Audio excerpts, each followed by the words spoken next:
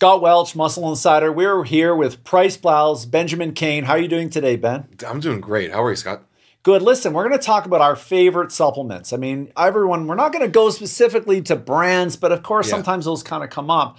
But you've been around the game. My go-to supplement to start, a foundation, is a multivitamin. Yeah. Now, say what you will. I think that if you're following a low-carb diet, or you're a higher carb diet or moderate, doesn't matter what it is, you need that insurance policy to make sure that you're getting every vitamin, mineral, and electrolyte that your body could need that day. And by doing that, you get this kind of an insurance policy. You know, I look at people's feeding patterns daily change day to day.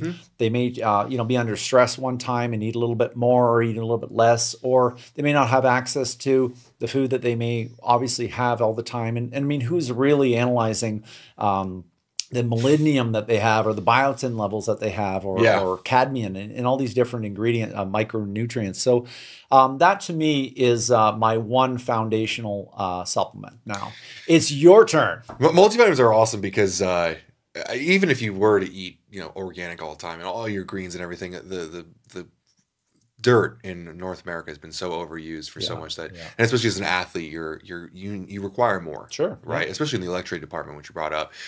For me, I mean, I think after multivitamin, which is obviously, a great base, as long as it's all good sources, I think is important to mention as well. After that, I go straight towards, athletics and everything. Creatine is obviously by far the most studied ingredient. I'm a fan of creatine monohydrate. I don't really go for much else out of that. But the overwhelming amount of data suggests that it's just one of those things you just forget about it. Take 5 grams a day. I mean, you can dose it out per, by your body weight, but for the vast majority of people, 5 grams a day for the rest of your career, it not only has incredible benefits towards actually performance, but there's actually a slight nootropic effect to it. Creatine is important for quite a bit more than just training. And for us here, we're mostly talking about athletics, and creatine, I don't think that you can underestimate how much it can do for you. Yeah, you know what's fascinating about that is we all talk about ATP production in the muscle and how creatine helps regenerate ATP, but the brain cells also run on ATP. And you can actually increase your storage levels of creatine in the brain. Right. And apparently there's some pharmaceutical companies that are looking at this for treatment of Parkinson's, Alzheimer's, and things like that. So definitely great for memory, great for performance. People worry about the water retention, but this is a water retention inside the muscle tissue, and this is going to help you recover faster between sets, between workouts. Overall good. I mean, we see it sometimes in pre-workouts. Then the argument is, well, I don't want to have it in there because then women can't use it. But women should be using creatine, men should be using creatine. So definitely I like that. My next one, I'm going to counter with you on that one, is going to be a whey protein. I feel like whey protein, we take it for granted. We don't call it a supplement anymore. Sometimes it's part of our lifestyle. So we have, I like the convenience of it, the taste of it, the nutritional profile on it. I like a lot of the creativity that we sort of see with some of the companies now and these flavor collaborations that we're getting. But as long as you're getting a pure protein that is not amino spiked, which is a whole other episode that we could do. But I think whey protein is my next go-to supplement. So we've got multis, we got creatine, and my counter's whey. Now, in your court now, Mr. PricePlow. I think from there, it's pretty easy to start talking about like beta-alanine, more ergogenic stuff. They're kind of like similar to creatine, where we're talking about extending the length of sets. Obviously, maybe a bit of a controversial point here, but I believe that hypertrophy is mainly driven by intensity and how well you can break down the muscle within the means of being able to recover. And all of the things that we've mentioned so far are going to help with that recovery. But beta-alanine is going to help you extend your sets, help buffer that lactic acid. And the longer you can extend that set towards failure, the better you're going to break down that muscle that you will eventually recover from. Beta-alanine is can be a bit controversial. The clinical studies on it can range in what the dosages are because it's an ingredient that you have to load. Your body has to be, reach a saturation point, which is about, I think, 170.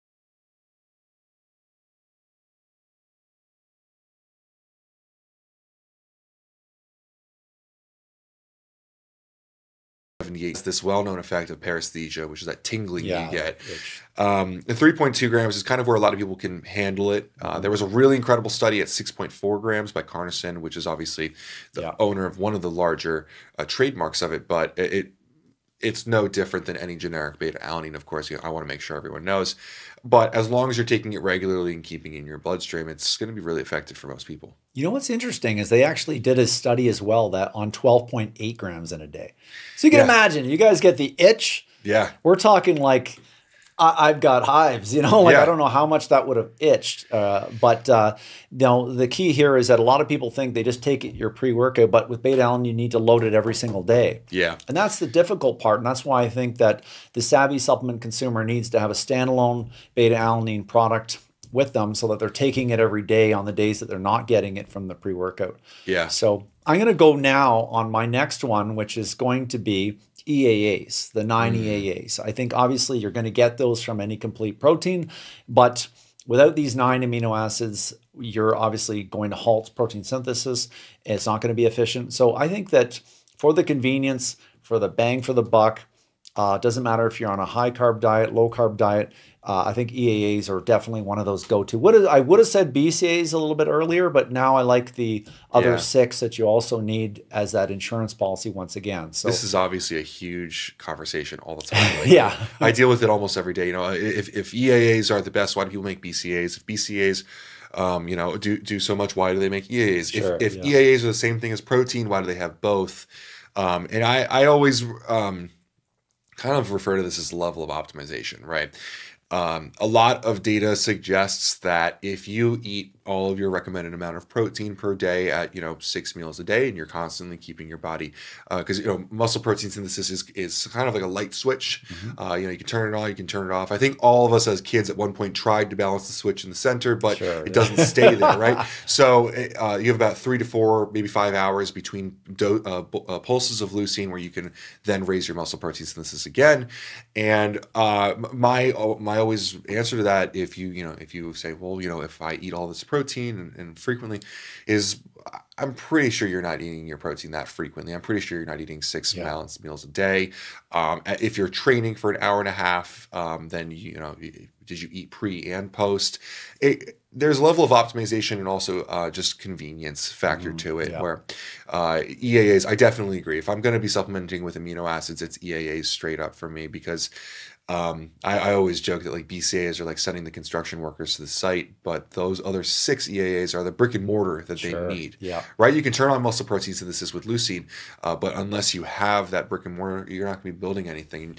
And there is no, I think people need to understand, there's no pool of amino acids that your body can pull from. The only thing your body's going to pull from is from your muscle tissue to create muscle. And we don't want to be doing that, right? We don't want that. So you need to be constantly giving your body these amino acids to then use to create that muscle tissue. From essential amino acids, there's a bunch of different ingredients that we can get into in pre-workout settings. Betaine anhydrous is a really popular one for me. I want to say, I might, maybe this is a little bit cheating, but I'd say here it's either betaine or taurine for me. Taurine has some incredible meta-analyses for for overall athletic performance. Thermoregulation, nootropic benefits, endurance, performance, power output. It seems like it just does almost everything. And from there, we really talk about a lot of different styles of training, but it can really benefit anyone from your weekend warrior to your very heavy powerlifter or bodybuilder. Now, you talked about betaine and beta-alanine. One of the problems with these ingredients is they cause clumping in the pre-workouts if you go too high. And we're seeing this with citrulline, obviously, is quite popular. And obviously, but I want to get into something. One of the things that I have a pet peeve, and I don't know if obviously you probably do too, is the hardening, the clumps that you kind of get in the pre-workout. You open it up, you look, and there's looks like meatballs kind of in here. And one of the things I'm really, obviously glycerol is a really popular ingredient, really good for increasing, obviously, the pump, giving you better blood flow. And there's all kinds of other things that can work in a downstream metabolite if you're actually on a low-carb diet and you're trying to produce ketones and things like that. But I'm really impressed with the HydroPrime, which we have here. Yeah. This is a phenomenal ingredient, and seeing it more and more into these stim-free pre-workouts as well as stim-containing pre-workouts, because it doesn't cause that that clumping. NNB Nutrition has made this ingredient, engineered it, and the very high percentage of active ingredient, but it's also not going to clump like you see in all these other pre-workouts. Take me through a little bit about your opinions on HydroPrime. So when it comes to glycerol is very popular for hydration. First and foremost, right? Keeping you hydrated, making sure the water that you're consuming, because every fitness enthusiast or bodybuilder drinks that gallon of water all day, but how much of it are you really utilizing, which is a really important aspect. Electrolyte balance has a lot to do with that, but glycerol is very powerful for that. However, a normal glycerol isn't all that great to, unless it's when it becomes stabilized with silica, which is how this is done here, it becomes more powerful. Hector Lopez has done some really incredible data on that. But the problem, like you said, is it ends up clumping. It's hygroscopic. And, if you use a little bit of glycerol, it's not really a problem. But then you add in beta-alanine and citrulline and all these other things, and the net amount of it becomes very hygroscopic. And I've seen some creative marketing campaigns around, like, if you're not clumping, you're not pumping. But if you've ever had to take a fork to your pre-workout to break it up, it's not convenient. So much of supplements is convenience, right? There's a lot of this we could get from Whole Foods, but it's not convenient. That's right. Right. So if you're not able to open the top, throw a scoop in, shake it up, and go to the gym, you're just slowing things down.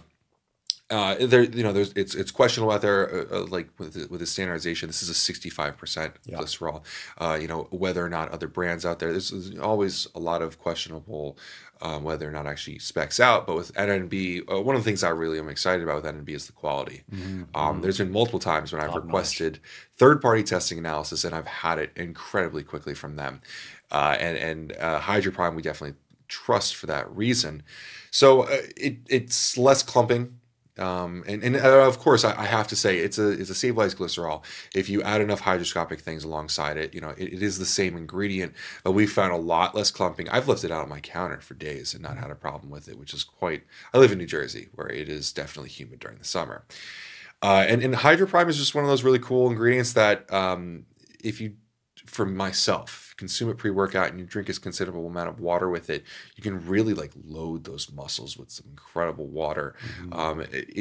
I don't find as much of any sort of blood flow as much of we call it a water pump. You get this really cool full feeling, which is once you put that alongside a great your citrulines or whatever's, you get just such a wonderful pump. And there's also benefits to thermoregulation if you live in a hot climate, or I am not particularly fond of the heat. We're in Nevada right now, so and you're 280 pounds. You know what? I always forget that kind of came with the weight, but it will help a lot with that thermoregulation. And we all know the muscle is majority water, so you need to make sure that it's fully hydrated for proper contractions and all of that sort. So HydroPrime has been kind of a really great ingredient for that reason, because brands are able to utilize it, not worry as much with the clumping part, because it doesn't. I definitely want to dispel the myth that it changes the efficacy of it when it clumps up. It's not ruining when it clumps up, but it definitely is not convenient or easy to use at that point. So much of what NNB does is efficacy and improving lifestyles, but also just helping these ingredients be easier to be used is a huge part of it as well. HydroPrime is definitely one of my favorite ingredients from them, but we just talked a decent amount on another episode about Rhodioprime, but I would love to dump into it here. Rhodiola, for some time, I'm sure you've been in this longer than I have, but rhodiola is not anything new. No, it's been around for a long time. Yeah, it's been long enough around that I've joked with you previously that apparently the Vikings used to cheat before they went to battle, and it seems like it's been a long time. But NNB was smart enough to find a separate version of rhodiola. It's not a rhodiola rosé, and I definitely should have looked that up before I came here, but it's got 6% salidroside content. Most popular standardized constituent for the ingredient is rosavins, which is definitely helpful from an adaptogen standpoint. It helps deal with stress and all of that, but what they found is that salidroside content is really what drove the mental aspect, right? The focus and all of that. So what you get is an ingredient that helps deal with the stimulants in the pre-workout or the stress in your life, whatever, but it also brings a quite intense pre-workout feeling of focus and kind of almost aggression in the gym. And it's something you can feel. That's the difference. Like I've had rhodiola and I didn't feel anything different. Yeah. But I discounted. But after hearing it from you, and you obviously at PricePlow, you guys get to try everything. And obviously you're a guinea pig and it's proven it works. 280 pounds, deadlifting over 700 pounds. But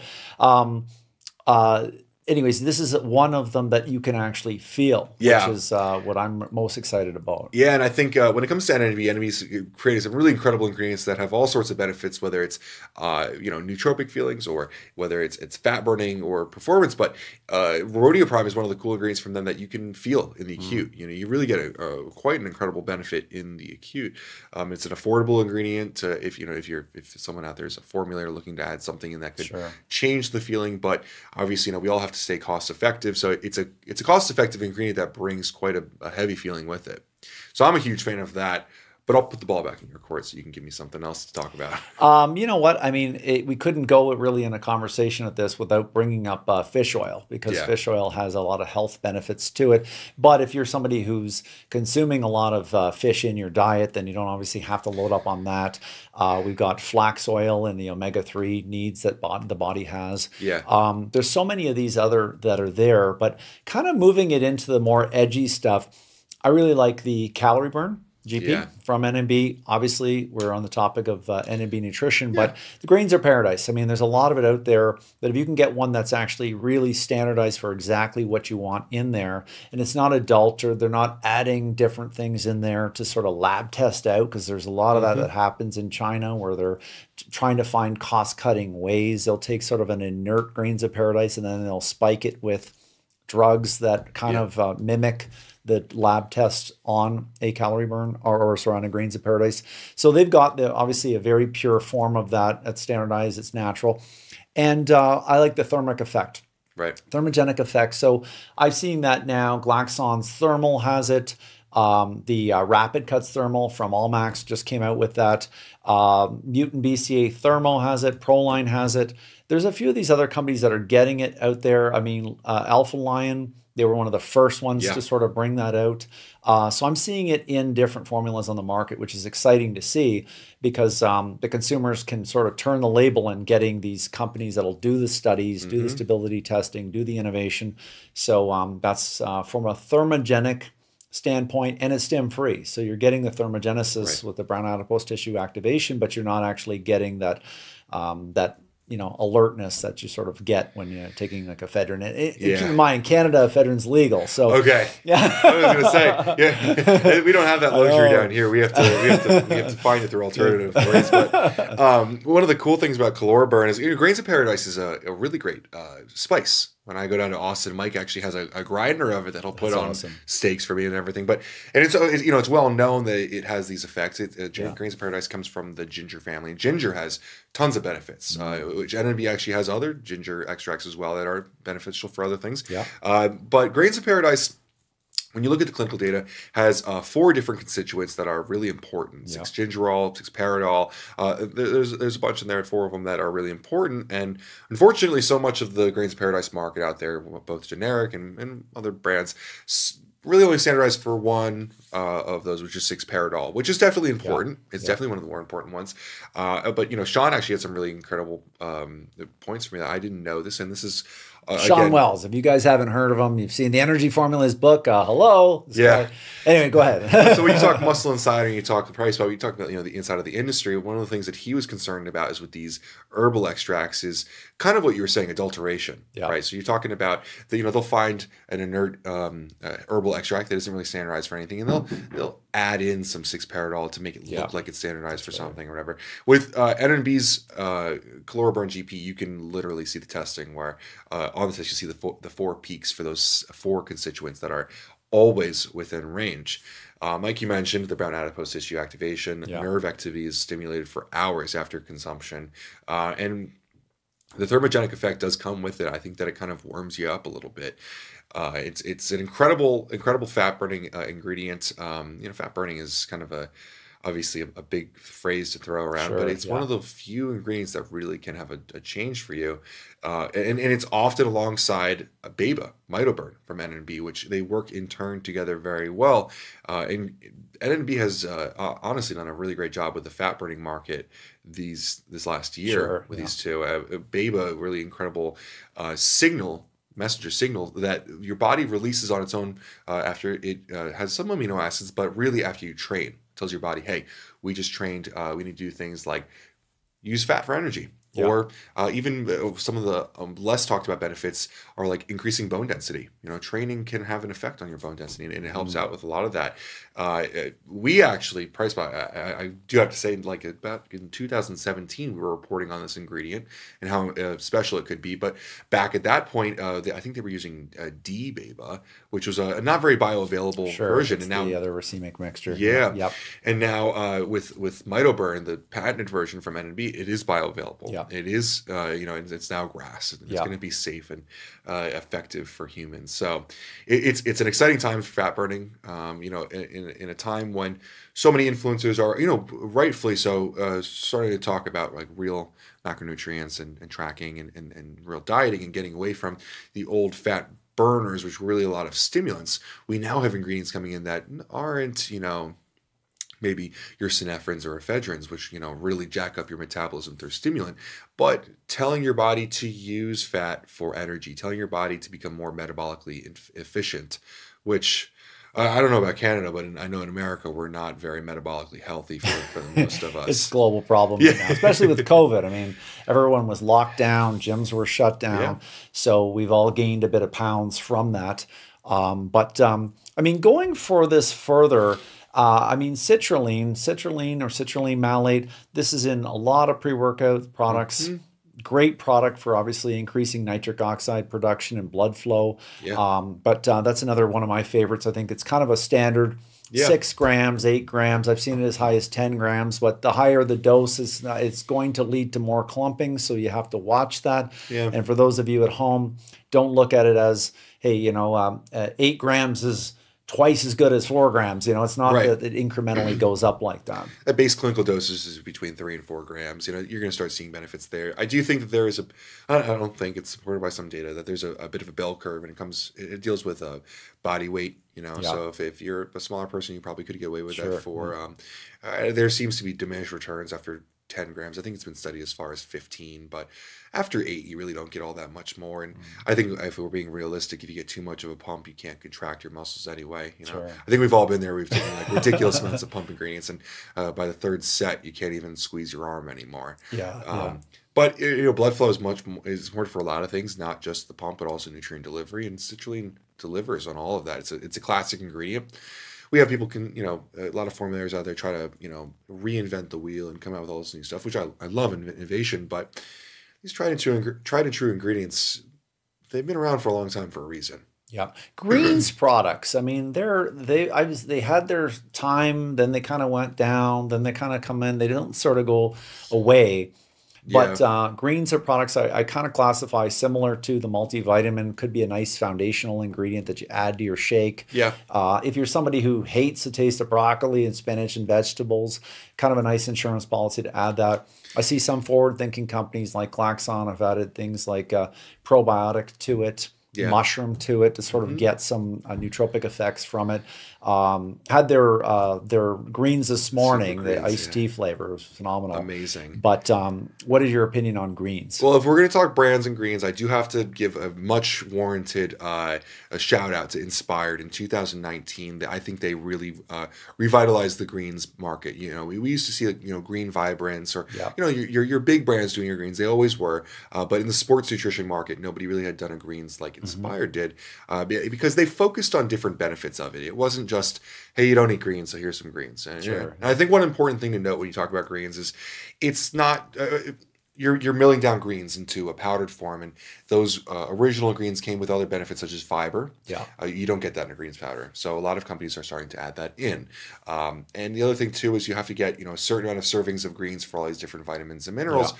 When you're milling it all down, you're really only getting like 3 grams of total greens, and well, how much of those vitamins and minerals are really being delivered? Makes sense, yeah. It's not. We mentioned multivitamins. You need to be making sure you're still taking your multivitamin. Yeah. But we now have brands. You mentioned Glaxon, who adds mushrooms for adaptogens and performance. You've got other companies that focus in on digestive health with theirs. A really popular company, Caged, is the entire product is organic. So there's my favorite thing about the greens market right now and how it's growing again is that these brands are focusing on specific benefits. It's a greens product, but this is a greens product for performance. This is a greens product for digestive health. This is a greens product for whole food delivery of nutrients. And I think that's really important, is that we're not just throwing greens at a person. We're saying, hey, this product has been specifically developed for this benefit so that consumers can better understand why they take each one. I think we're definitely seeing a renaissance right now of greens products. The whole thing though, and I mean, this I just want to finish off with this on, is the message is this is a supplement, and it's a supplement to an already good diet and an already good training program. If you're not training, supplements won't make up the difference. If you're not eating right, supplements aren't going to make up the difference. But if you're eating right and you're training consistently, you're training hard and you're consistent, then supplements are going to take it that much further.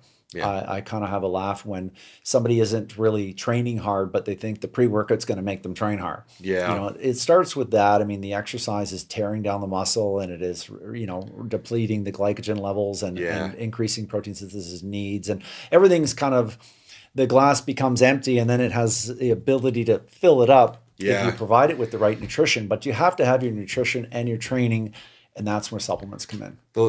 Late John Meadows had a really incredible analogy that was impactful on me when I was coming up, was that training is digging a hole, and recovery, whether that's sleep, nutrition, hydration, whatever, is filling that hole back up.